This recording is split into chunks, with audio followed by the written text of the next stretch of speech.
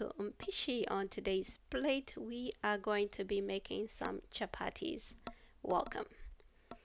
To a bowl, put a teaspoon of turmeric powder. This is not necessary, but I like the color that it gives to our chapatis, and also it has a lot of health benefits to it, so you can add it or you can omit it. It's all personal choice.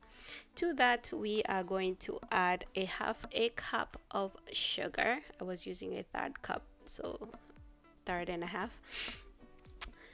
And to that, we are going to add some salt to balance the flavors. This is about a tablespoon of salt, because as you can see, I'm gonna add more. To that, add 1.5 liters of boiling hot water. It has to be boiling hot water. Some people do it differently, but this is how I do my chapatis.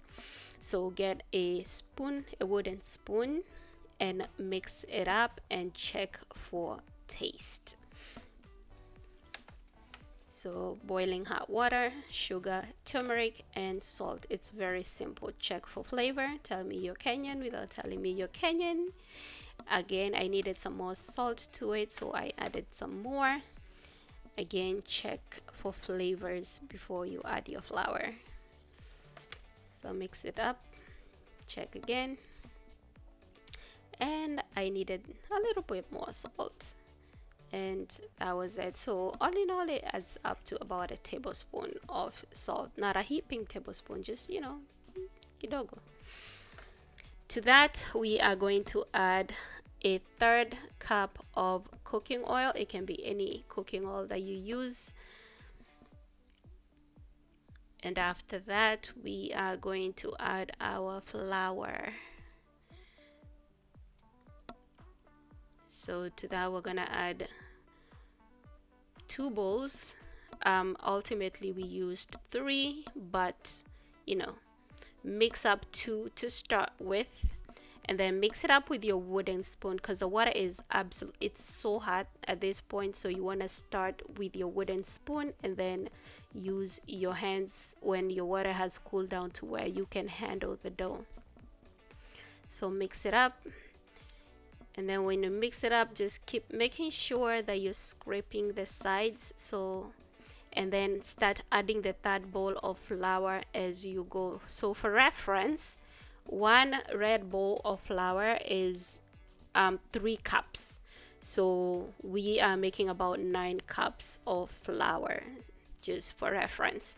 But so add 2 first, and then the third one you add as you go, slowly as you go, to make sure your dough is not too dry, or you added too much flour, because it's easier to add than to take out. Because if it gets too hard, then you have to add more water, and that's a whole nother process altogether. So just keep adding little by little, scraping the sides of your bowl as you go, and keep kneading until all the flour is gone. So just keep kneading your flour. If it's easier for you to pour it out on the countertop and do your kneading on there, you can do that too. This is how I find it easier. I usually do it inside the sink because I'm really short, but for the sake of this video, I had to do it up on the counter, so this was a lot of work for me. And just scrape the sides. Make sure you keep scraping the sides so you can get all the flour out. At this point, you're gonna add about a tablespoon of oil. So our flour is done, but you add a tablespoon of oil to make sure it's not really sticking to the bowl, which was counter productive. It's still sticking. I prefer doing it in a plastic bowl. It just doesn't stick as much as a metal bowl, but we move. At this point, our flour is ready. How you know is when it stops sticking to your hands.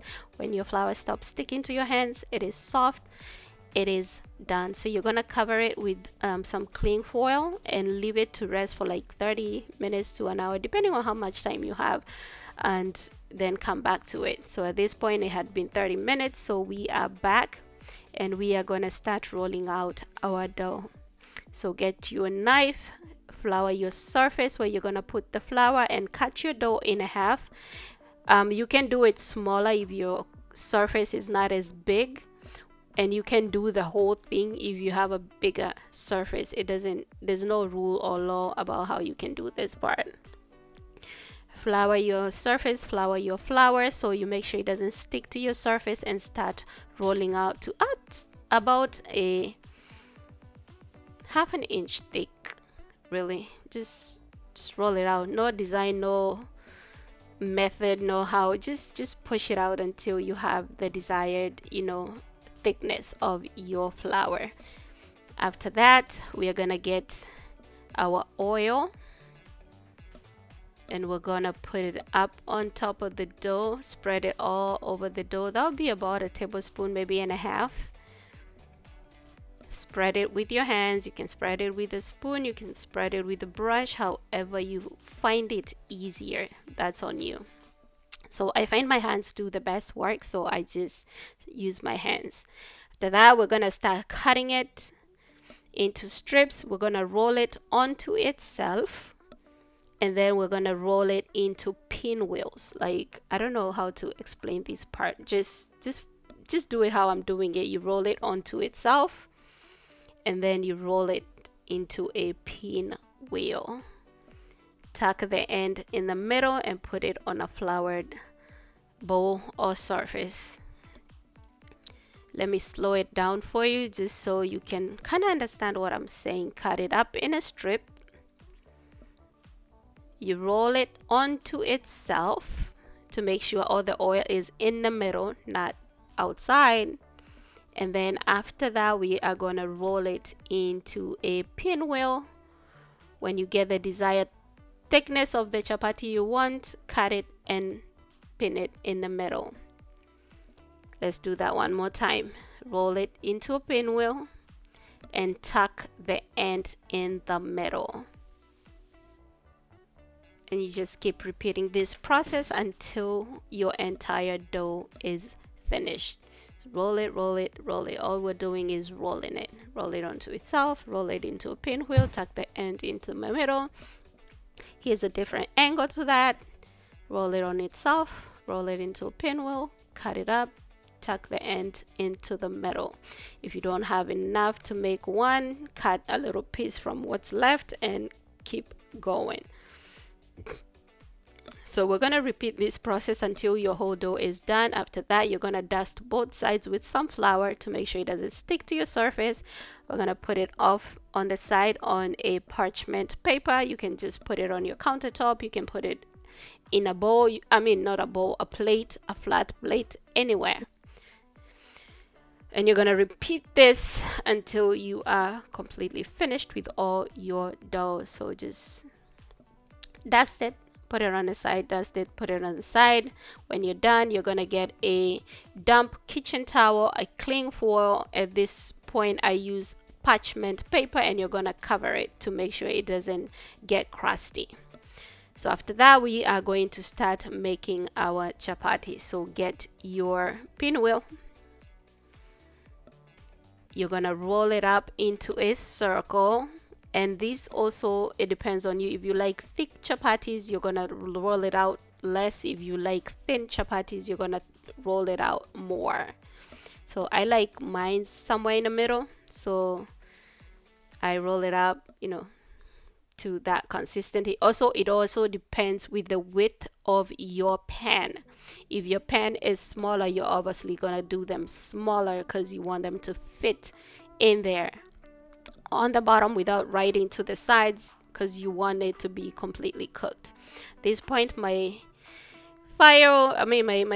heat was not enough. I like to cook mines about almost high heat because I'm really fast. But if you're a beginner, you want to start medium high heat to a little to the medium side. That way you have enough time to roll out the next piece of dough and get it going. Your chapatis get really hot because your pan is extremely hot. So get you a paper towel, a clean paper towel, to help you hold them and turn them and spin them and do all of that stuff. So we're going to put on the next piece of chapati, and we're going to get the one that was already done, halfway done. The bottom side is done, and we're going to put it on top of the one that is on the pan now. While that's cooking, we are going to roll out the next one. I do 3 chapatis at a time. If you're a beginner, you can do 1 at a time. You can do 2. If you're a pro, you can do 4, you can do 5, you can do however many you like. I just prefer to do 3 at a time. So once you're done rolling that, the bottom of the other one should be about done. So check if it's getting color, add some oil, put it back, spin, spin, spin. Check on it, make sure it's not burning. You just want it to be golden brown but not burnt. So at this point it is done. We're gonna put it on the side. So we're gonna put on the third one, and then we're gonna pick up the 2 and put it back on top of this third one. And that's what we're going to be doing. I do 3 at a time, but you always want to have 1 in waiting for when these ones are done. That way you have something to put on the pan without having to remove your pan from the fire because it's gonna burn. So you always need to have 1 chapati in the waiting. Also, some people like to roll out the whole entire dough, just stack them on each other, just put some flour, you roll it out, you put flour, you roll another, you put it on top, and you have all of them done and then start cooking. That's just a lot of work for me, but for a beginner that might be helpful to just, you know, roll them all out, or roll like 5 or 6 out and then start cooking. That way you always have 1 in case, you know, it's going too fast. So at that point, so you're gonna flip. Now you're not going to take out and put on the side when they're 3. You're going to start flipping them. So you're going to turn it all the way. So from the bottom, turn it all the way. And then when the bottom one is done, you're going to get the second one from the bottom. Now we get the second from the bottom and flip. So then we're going to spin, spin, spin, cook the bottom. Once the bottom is done, we're going to flip.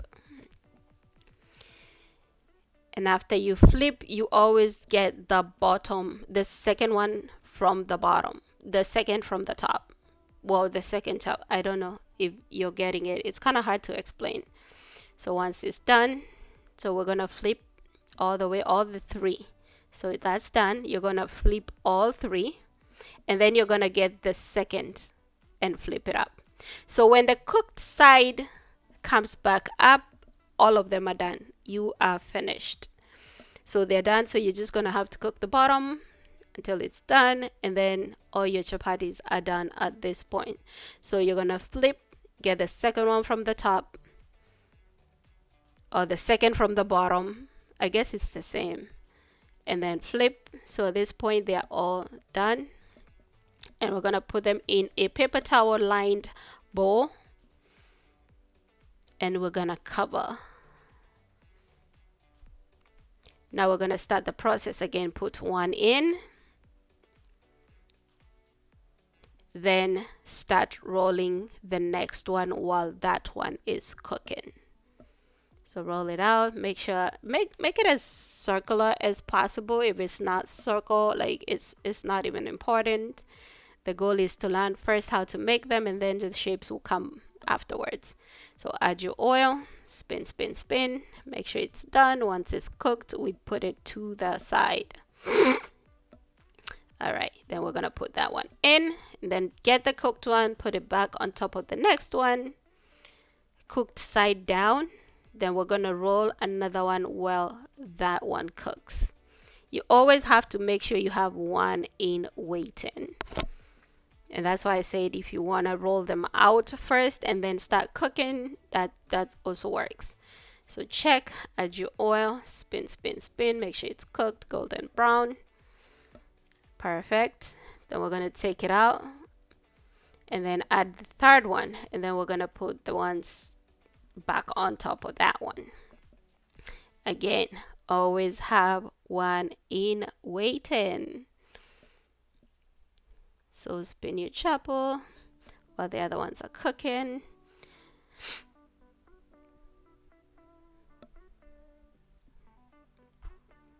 And then check, add your oil, spin, spin, spin, and then we are now going to start flipping because there are three. So flip, then they get the second one from the bottom or second one from the top, just the second one.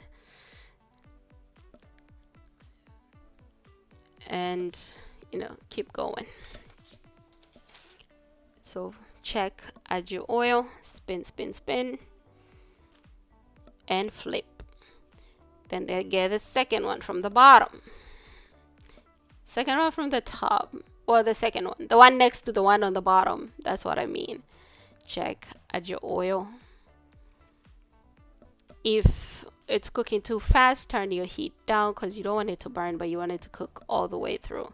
So once the cooked one comes back on the top, you're done. They are all done. So all you have to do is make sure the one on the bottom is completely cooked, and then put them out, and then take them out, put them in your receptacle.